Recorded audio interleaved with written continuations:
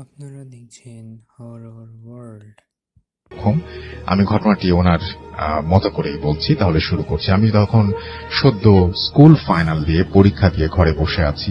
কাজের মধ্যে শুধুমাত্র ক্যারাম খেলা, বন্ধুদের সাথে আড্ডা দেওয়া, আর কখনো ভালো রেস্টুরেন্টে খাওয়া দাওয়া করা, সিনেমা দেখা, এই আর কি। আর বিশেষ কিছু কাজ আমার তখন ছিল না। আমার বন্ধু, আমরা একই সঙ্গে থাকতাম, অনিবার্য কারণে কারো নাম বলতে পারছি না। প্রতিদিনের মতো আমরা সকলেই পাড়ার মোড়ে বসে আড্ডা দিচ্ছি। হঠাৎই খবর পেলাম সামনে হাসপাতালে একটা রোগী এসেছে, তাকে দেখতে মানুষের ভিড় করছে। কানাঘুষা শুনতে পারলাম যে একটি মেয়ে ভর্তি হয়েছে হাসপাতালে, যার কিনা এক রাতের মধ্যে সারা মাথার চুল সাদা হয়ে গেছে। আমরা ভাবলাম যে মেডিকেল শাস্ত্রে কোনোভাবেই এটা হয়তো সম্ভব না। ব্যাপারটা একবার সামনাসামনি দেখে আসা যাক। যথারীতি আমরা তিনজন প্রস্তুতি নিলাম এবং হাসপাতালে গিয়ে দেখলাম প্রচুর ভিড়, পাড়ার সবাই এসেছে, পুলিশ, প্রেস, মিডিয়া সবাই ছিল সেখানে। আমাদের ভিড় ঠেলে আমরা রোগীকে দেখা সম্ভব হয়ে উঠল না। আমাদের পাড়ার এক প্রবীণ ব্যক্তি, হরিবাবু ওনার নাম, ওনাকে আমরা হরি জেঠা বলে ডাকি, উনি গেটের থেকে বেরিয়ে আসছেন। আমরা ওনাকে জিজ্ঞেস করলাম যে ঘটনা কি। হরি জেঠা বললেন যে মেয়েটি নাকি রাত্রেবেলা ফোনে কথা বলতে বলতেই হঠাৎ করে সেন্সলেস হয়ে যায় এবং ওইখানে জ্ঞান হারায়। সকালে তাকে টেলিফোন সামনে মেঝেতে পাওয়া যায় এবং তার মাথার পেছনের দিকটা ফেটে গেছে এবং চুলগুলো কোনো একটা কারণে সাদা হয়ে গেছে।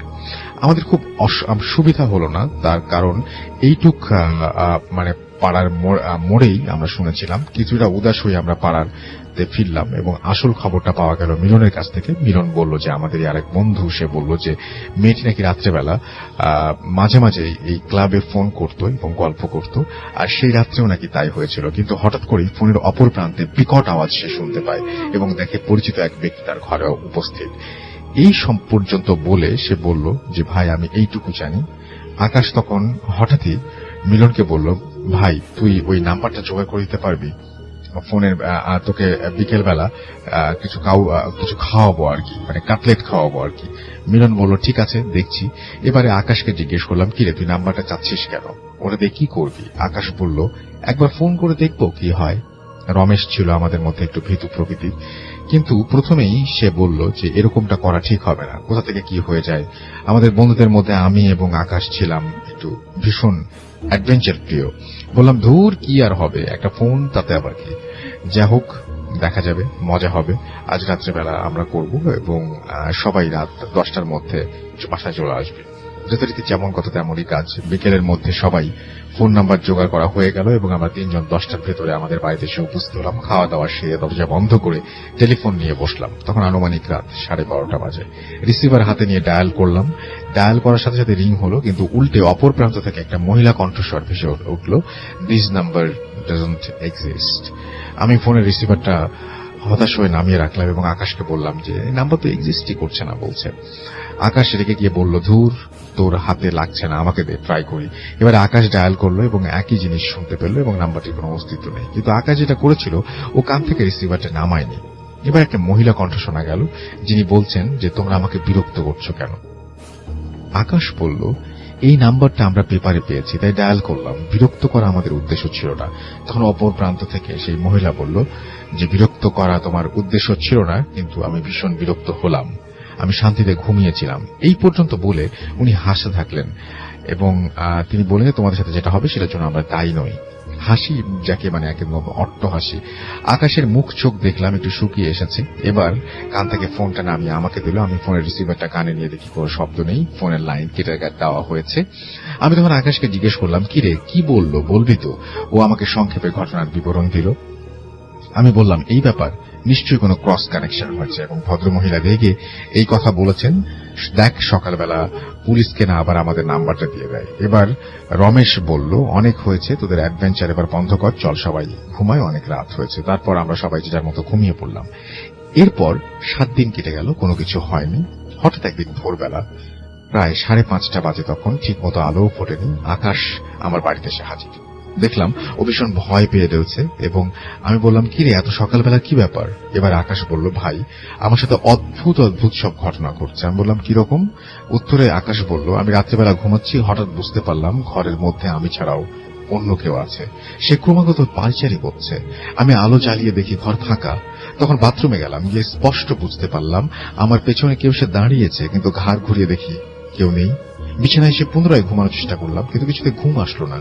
আমি বললাম, কোনো ভূতের সিনেমা দেখেছিস, হয়তো তারই এফেক্ট একটা।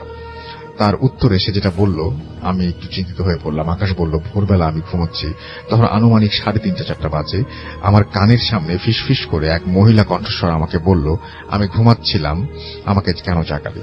আমি ধর্মর করে বিছানায় উঠে বসলাম এবং আমি বললাম যে, কে তুমি? দেখলাম যে ঘরে কেউ নেই, কিন্তু আস্তে আস্তে নাম শুনতে পেলাম। নামটি হচ্ছে মোহিনী। আমি বললাম, এসব তোর মনের ভুল, ওগুলোকে অত বেশি পাত্তা দিস না। তারপর আকাশকে কোন রকমে বুঝিয়ে সুঝিয়ে বাড়ি পাঠালাম। আমি এবার চিন্তা করতে লাগলাম যে এই নামটা আকাশ বলল সেটা কোত্থেকে সে জানলো, নাকি নিছক বানিয়ে বলছে। যাই হোক, এরকম ভাবেই দিন কাটতে লাগলো। আকাশ রাত্রেবেলা দুঃস্বপ্ন দেখে, ঘুম থেকে চমকে ওঠা, খাওয়া দাওয়া ঠিকঠাক করে না। আকাশের শরীর একেবারে ভেঙে পড়লো, বাড়ি থেকে বেরোয় না, সারাক্ষণ বাড়িতেই থাকে। বাড়িতেও বেশিরভাগ সময় ঘর বন্ধ করে রাখে। আমরা গেলে ওর মা বলে আকাশের শরীর খারাপ, ও ঘুমাচ্ছে। আমাদের সঙ্গে ওর যোগাযোগ আস্তে আস্তে কমে গেল।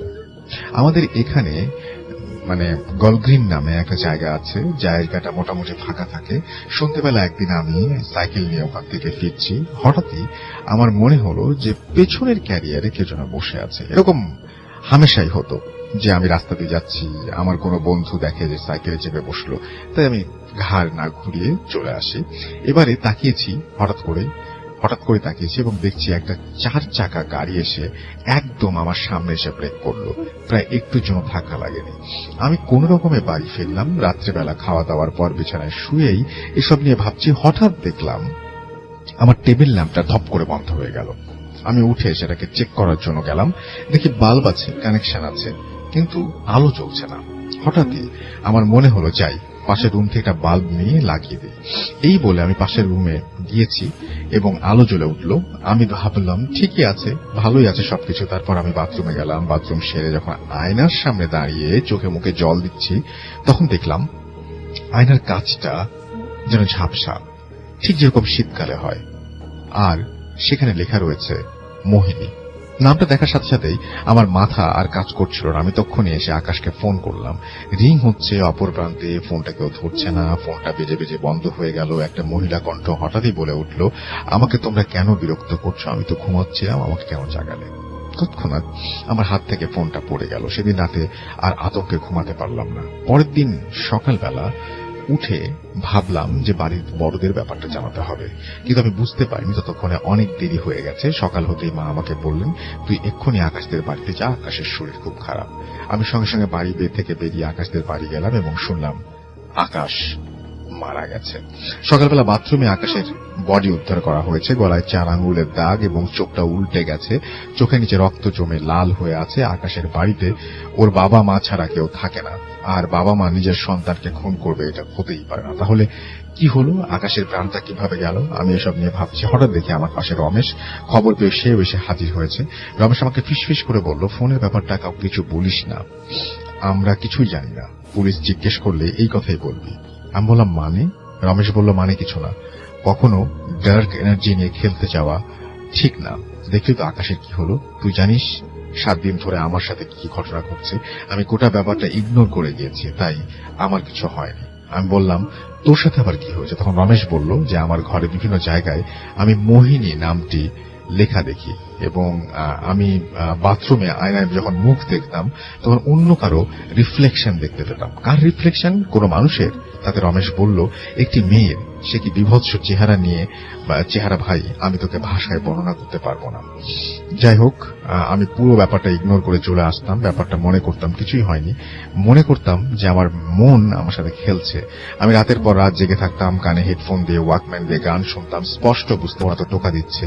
প্রতিদিনই ফোনটা বেজে উঠত এবং একটা খুব হিসিং ভয়েসে কেউ শুধু তার নামটা বলতো, যে নামটি না ছিল মোহিনী। এই ছিল দাদার জবানবন্দি। এবারে সংক্ষেপে আমি প্রথমে সাসপেন্সটা ক্রিয়েট করেছিলাম এবং রিভিল করছি। পেপারে একটা নিউজ বেরিয়েছিল অনেক বছর আগে এবং তাতে একটা এরকম ধরনের ঘটনা ছিল এবং ইন্টারনেট ব্লগে রিসার্চ করে আপনারা দেখতে পারেন। এই ছিল ঘটনা এবং আমি ধারণা করছি যে ঘটনাটি আপনি ঠিক মতো লিখেছেন এবং এই ঘটনাটি আপনি ঠিক জায়গায় শুনেছেন, এবং এই ঘটনা যদি সত্যি হয়ে থাকে তাহলে খুবই অদ্ভুত ব্যাপার এবং খুবই আশ্চর্যজনক একটা ঘটনা। অন দ্যাট নোট আমরা চলে যাবো একটা ছোট্ট বিরতিতে। বিরতির পরে আবারও ফিরে আসবো। সেই পর্যন্ত আশা করছি আমার সঙ্গেই থাকবে। এটাও জানিয়েছেন। এরপরে লিখছেন, আসসালামু আলাইকুম রাসেল ভাই। ওয়ালাইকুম সালাম। আশা করি ভালো আছেন। আমি আগে 2 যে ঘটনা পাঠিয়েছিলাম একটিও পড়া হয়নি, মনে হয় ওইগুলো আপনার ভালো লাগে নাই। যাই হোক, ওগুলো আমার সাথে ঘটেছিল না, কিন্তু এইটা আমার সাথে ঘটে যায়। আমার বাড়ি রাজশাহীতে, তাই আমার পক্ষে স্টুডিওতে যাওয়া সম্ভব না। ঘটনাটি আপনি পড়ে শোনালে খুশি হব। ঘটনাটি গত সপ্তাহের। সেদিন আমার কোনো এক রিলেটিভের বাসায় দাওয়াত ছিল, সেজন্য আম্মুরা সকাল সকাল চলে যায়। আমি বাসায় একা ছিলাম। দুপুরের দিকে রওনা দেই আমার নিজের বাইক নিয়ে। অনেক দূরের পথ, একেবারে গ্রামে। পাকা রাস্তা শেষ করে কাঁচা রাস্তায় নামলাম। যাচ্ছি, এক সময় পৌঁছালাম 4:35-এ। খাওয়া দাওয়া করলাম, তারপর গ্রামটা ঘোরার জন্য বের হলাম। ঠিক সন্ধ্যার দিকে আমাদের গাড়িতে তুলে দিয়ে আম্মুদের গাড়িতে তুলে দিয়ে আমি রওনা দিতে যাব। ঠিক এই সময়ে এক রিলেটিভের ফোন আসলো আমার ফোনে। বলল আমাদের জন্য নাকি তরকারি দিবে, সেটা আমাকে নিয়ে যেতে। আমিও রাজি হলাম। আমি সন্ধ্যার আজানের পর তরকারি নিয়ে রওনা দিলাম। 1:30-এর দিকে বাসায় আসলাম। পথে কোনো সমস্যা হয়নি। সমস্যা শুরু হলো রাতে। ঘটনাটি শুরু হলো এমন ভাবে, রাতে আমার ঘুম ভাঙে না খুব সহজে, এক ঘুমে রাত কাবার। কিন্তু সেই দিন ঘুম ভাঙে। বিষয়টা স্বাভাবিক মনে করে আমি আবার ঘুমাতে যাই। বলে রাখা ভালো, আমার রুমের আম্মুদের 2 রুম পরে এবং আমার রুমের রুম সবসময় ফাঁকা থাকে, মানে কেউ না কেউ কেউ থাকে না, এবং বাসায় গেস্ট আসলেও তখন তারা ওখানে ঘুমায়। তো ওই রুমে লাইট অফ ছিল প্রতিদিনের মতোই। ঘুম ভাঙার পর আমি আবার ঘুমাতে যাব। ঠান্ডা লাগছে, তাই কম্বলটা ঠিক করে নিচ্ছি। বেশি না, কম্বল ঠিক করার 2 মিনিট পর হঠাৎ আমার গরম লাগা শুরু করলো। মনে হচ্ছে কেউ আমাকে গরম চুলার ওপর ছেড়ে দিয়েছে। আমি ভাবলাম বিষয়টা স্বাভাবিক, কম্বলের জন্য হয়তো বা গরম লাগছে। আমি কম্বলটা গা থেকে ফেলে দেই। না, কোনো পরিবর্তন নেই। একটু আগে যা ছিল এখনো তাই। তারপর বিছানা পেয়ে শরীরের জামা কাপড় সব খুলে ফেলি, কিন্তু মনে হচ্ছে আরো বেশি গরম লাগা শুরু হয়েছে। শরীর ঘামে ভিজে যাচ্ছে। এইভাবে কিছুক্ষণ থাকার পর ফ্যান দেই, বিছানা থেকে উঠে বসি। এমন সময় আমি লক্ষ্য করি আমার নিঃশ্বাসের সাথে আরো 2টো নিঃশ্বাসের শব্দ। চারিদিকে কোনো শব্দ নেই। আমি এখন শুধু আমার নিঃশ্বাসের শব্দ পাচ্ছিলাম, কিন্তু এখন আমার নিঃশ্বাসের সাথে আরো 2টি নিঃশ্বাসের শব্দ। আমার শরীর অবশ হয়ে এলো। গরমটাও বারবার বাড়ছে। এক মুহূর্তের জন্য মনে হচ্ছিল আমি মনে হয় আজকেই।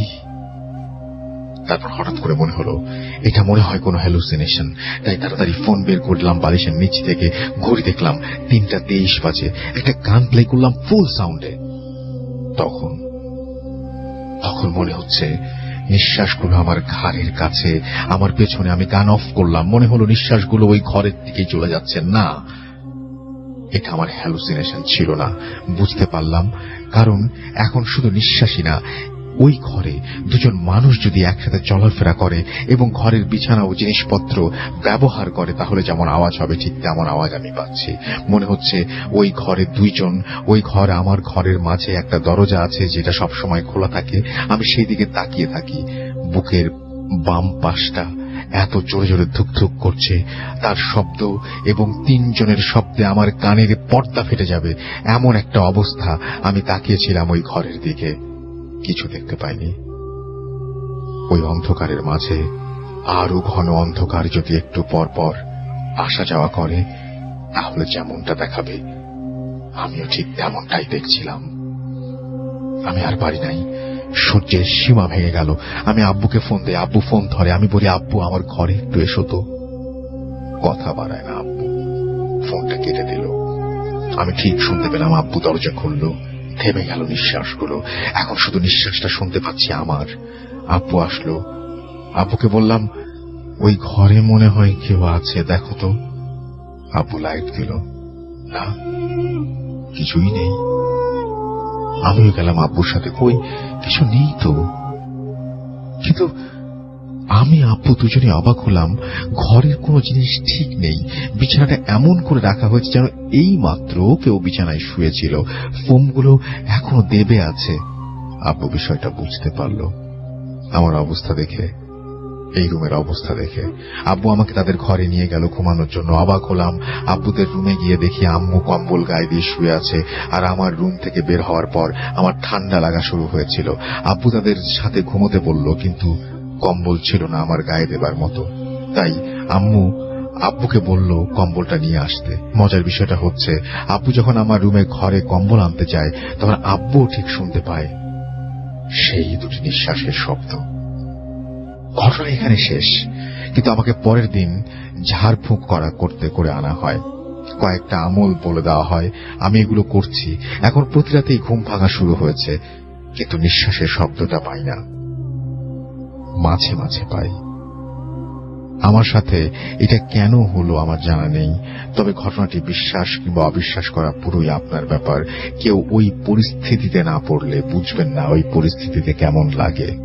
ভালো থাকবেন, আমার জন্য দোয়া রাখবেন। এর মধ্যে আরো কিছু ইমেইল করব। এই ছিল ঘটনা।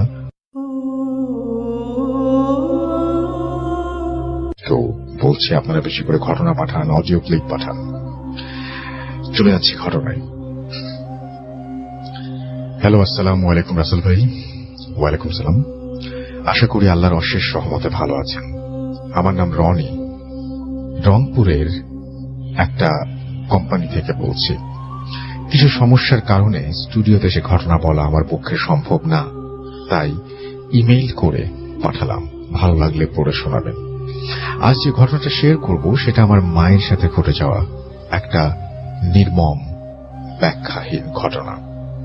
যদি ভালো লাগে পড়ে শোনাবেন। যাই হোক, বেশি কথা না বলে সরাসরি ঘটনায় চলে যাই। ঘটনাটি ঘটে 15/12/2017।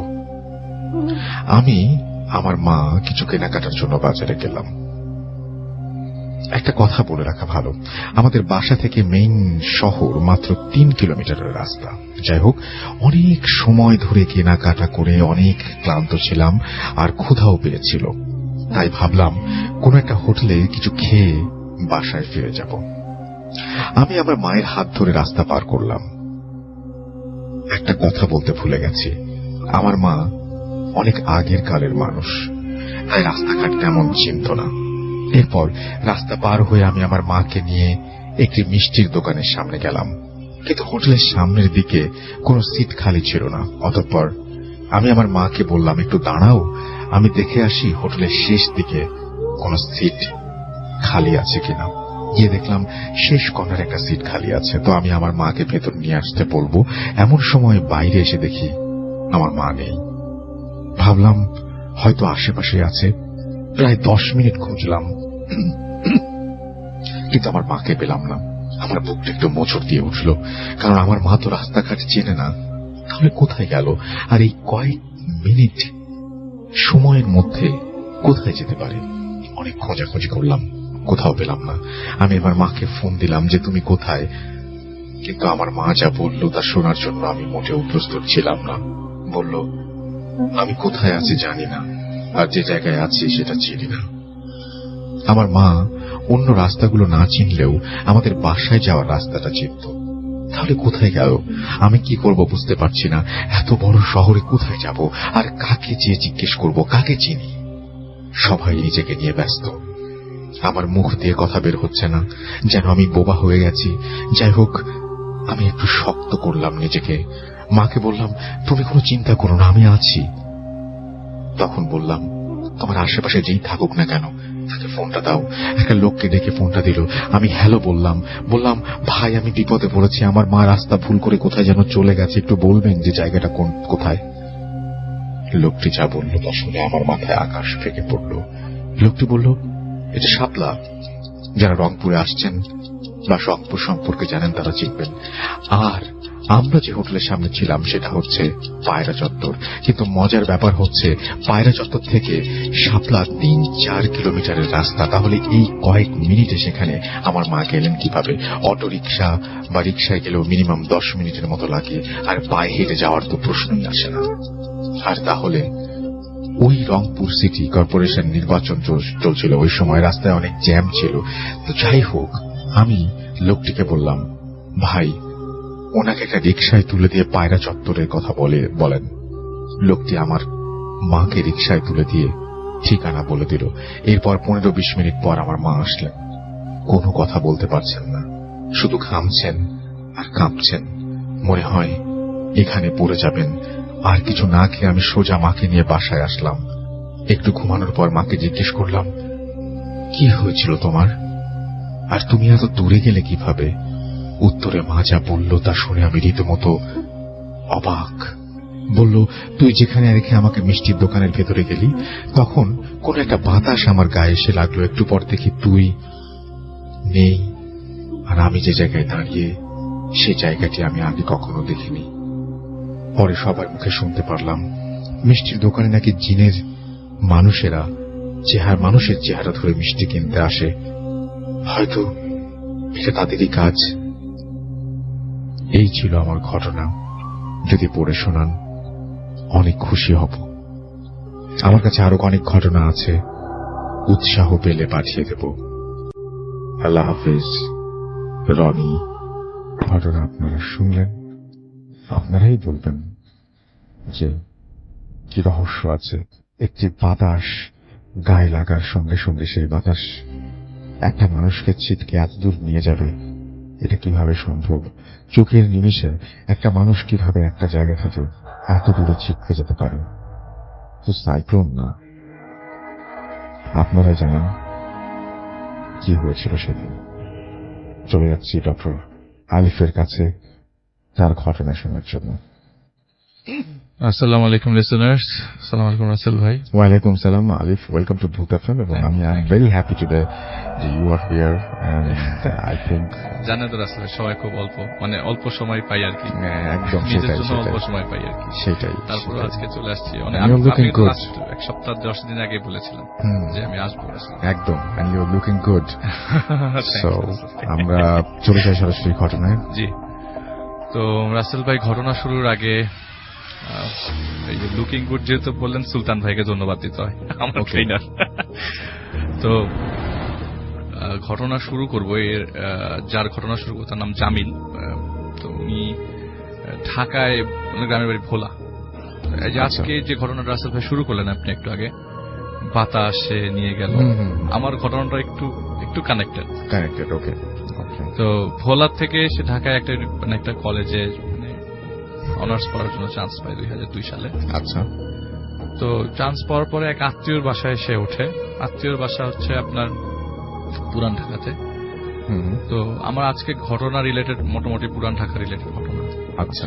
তো সে আত্মীয়র বাসায় থাকার পর ওই যে কিছু মানুষজন আছে যে কয়েকদিন পছন্দ করে, একটা সময় ডিসলাইক করতে থাকে। তারও ঘটনা সেরকম হয়েছে যে বাসায় সে থাকা শুরু করলো, সেই বাসার মানুষজন একটা সময় একটু চিৎকার চেঁচামেচি করতে থাকে, সেই বাসাটায় থাকে বা কিছু একটা সময় ফেড আপ হয়ে সে ডিসিশন নেয় যে না, কত এরকম আত্মীয় বাসায় থাকবো, আমাকে একটা নতুন বাসা নিতে হবে।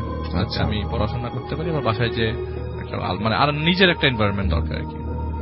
তো সে বাসা খোঁজার জন্য বের হয়। একটা পর্যায়ে তাদেরকে বলে যে আমি বাসা খুঁজছি, আপনারা টেনশন করেন না। তো বাসা খুঁজতে খুঁজতে শেষ পর্যন্ত তার সে একা মানুষ, একটা রুম দিবে এরকম লোকজনও পাওয়া যায় না, আবার সে একা একটা রুম এরকম ভাড়াও পাওয়া যাচ্ছিল না ওই মুহূর্তে।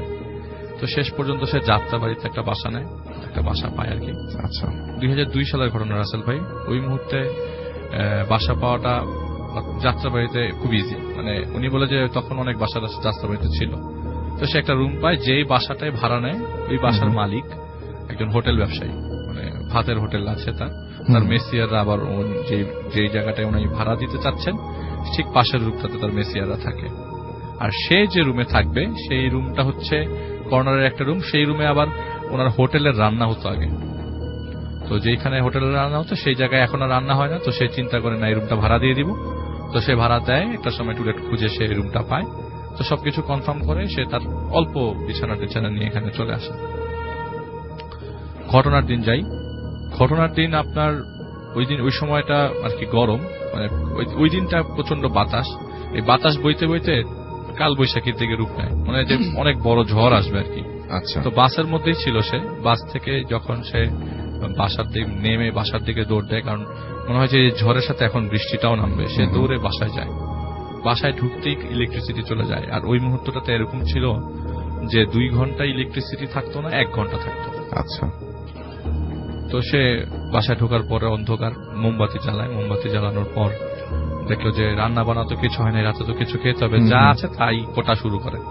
তো সবজি কুটছে, এমন সময় বাতাসে হঠাৎ করে মানে বাথরুমের একটা জানালা ভেঙে কাঁচ ভাঙার শব্দ আসলো। সে জিনিসটাকে নর্মাল হিসেবেই নিল, কারণ বাইরে তো আসলে অনেক বাতাস হচ্ছে, হয়তো বাথরুমের জানালাটা, ওই ছোট জানালাটা বন্ধ করা হয়নি, তো তার এইসব জানালা সব বন্ধ। তো সে একটা পর্যায়ে চিন্তা করলো যে না, রান্নাটা চুলাতে বসিয়ে, তরকারিটা বসিয়ে তারপরে যাবো চেক করতে। ইলেকট্রিসিটি আসলেই ভালো, কারণ আমি যদি এখন বাথরুমে যাই তার পায়ের মধ্যে কাঁচ টাচ মিটতে পারে। সে কি করলো, মোমবাতি নিয়ে, যেহেতু ইলেকট্রিসিটি আসছে না, সে মোমবাতি নিয়ে বাথরুমে কিউরিসিটি বসে যে আসলে কি ভাঙলো। মানে দরজা খুলে সে যখন মোমবাতিটা জানালার দিকে নিত, ওই মুহূর্তে যেটা দেখলো সেটা হচ্ছে একটা মাথা, একটা মানুষের মাথা ওই জানালাটার মধ্যে আটকে আছে। ও মাই গড। আর ওই মাথা বেয়ে বেয়ে রক্ত তার দেয়াল চুয়ে চুয়ে পড়ছে। তো ওনার কথা হচ্ছে যে আমার হাতে একটু রক্ত, মানে হাতে একটু কেটে গেলে আমি অজ্ঞান হয়ে যাই রক্ত দেখলে, আর এটা তো মাথা একটা, আমার তো এই মুহূর্তে থাকার কথা না। সে অজ্ঞান হয়ে যায়। আচ্ছা। বাথরুমের সামনেই অজ্ঞান হয়ে পড়ে। এমনও না যে কেউ রেস্কিউ করতে আসবে বা কোনো চিৎকার দিল, কারণ তার সাথে তো কেউ থাকে না। পরের দিন যখন ঘুম ভাঙে, ঘুম ভাঙার পর সে দেখতে পেল যে সে সকাল হয়ে গেছে, তার ইউনিভার্সিটি যাওয়া হয় নাই, এবং মোস্ট ইম্পর্টেন্ট কেস, যেটা রাতের বেলা চুলায় ছিল সেটা পুরো একদম ছাই হয়ে গেছে। তো সে চুলাটা বন্ধ করে, পুরো রুম অন্ধকার, সাফোকেটেড হয়ে গেছে। পুরো রুমের মধ্যে ওই যে ধোঁয়া পুরো রুম সাফোকেটেড। তো সে কাঁচতে কাঁচতে দরজা খুলে একটা পর্যায়ে সে উপরে যায় বাড়িওয়ালার কাছে, যে আপনি, বাড়িওয়ালাকে ওই মুহূর্তে বাসায় পায় না, সে হোটেলে যায়। বাড়িওয়ালার কাছে যে জিজ্ঞেস করে আপনার এই বাসাতে কোনো সমস্যা আছে কিনা, আমি রাতের বেলা খুব খারাপ জিনিস দেখেছি। আমার কাছে মনে হয় না যে এরকম, এটা খুব নর্মাল ঘটনা আমার কাছে, যেটা আমার সাথে যেটা ঘটেছে গতকালকে। বলে যে না, তোমার পাশের রুমে তো মেসিয়ারা থাকে। বাড়িওয়ালা এরকম পরেজগার দাঁড়িয়ালা, বলে যে তোমার পাশে তো মেসিয়ারা থাকে, ওদের তো কোনো সমস্যা না, তোমার কেন সমস্যা হবে? তোমার ঠিক পাশের রুমে যদি কোনো বিপদে পড়ো, তো ভিতর থেকে সিট, আমি বাড়ির থেকে ওই পাশ থেকে সিটকানিটা খুলে দিব, বিপদে পড়লে ভিতর থেকে দরজা খুলে তাদের সাথে হেল্প নিও। আচ্ছা, আশা করি কোনো সমস্যা নেই। তো সেই আশায়, আর বাসাও তো পাওয়া কঠিন, তো সে মানে অপশন রাখলো যদি ঝামেলা হয় আমি ছেড়ে দিব, কিন্তু ওই মুহূর্তে তার কিছু ঘটতে থাকলো না। কিন্তু তার মনের মধ্যে ভয় রয়ে গেল। রাসেল ভাই হঠাৎ করে রুমের মধ্যে একটা শব্দ হলো, তার ফট করে ওই জায়গাটাতে মন চলে যাচ্ছে। সে কোনো কিছুই কনসেন্ট্রেট করতে পারছে না, পড়াশোনাতেও না, কিছুতেও না। সারা রাত লাইট জ্বালিয়ে রাখে ঘুমানোর সময়, কারণ তার কাছে মনে হয় যে এখনই কিছু একটা ঘটবে তার সাথে। এরকম করে করে 1 মাস চলে গেল। 1 মাস চলে যাওয়ার পরে তার একদিন পরীক্ষার ডেট পরে, ফ্রেন্ডকে বলে যে তুই আমার বাসায় থাক, একসাথে পড়াশোনা করবো। এই জিনিসটা আমি বুঝতে পারছিলাম না। আচ্ছা। তো তার ফ্রেন্ড বলে আচ্ছা ঠিক আছে, তোর বাসায় আজকে থাকবো। ওই ফ্রেন্ডও আমার মেসে থাকে। সে বলে যে ঠিক আছে, আমি রান্না বান্না করবো, বাসায় চল যাই। আমার বাসা তো রুম মোটামুটি মানে 3-4 জন থাকতে পারবে এক রুমে, আমি একা থাকি, তুই চল। তো তার ফ্রেন্ড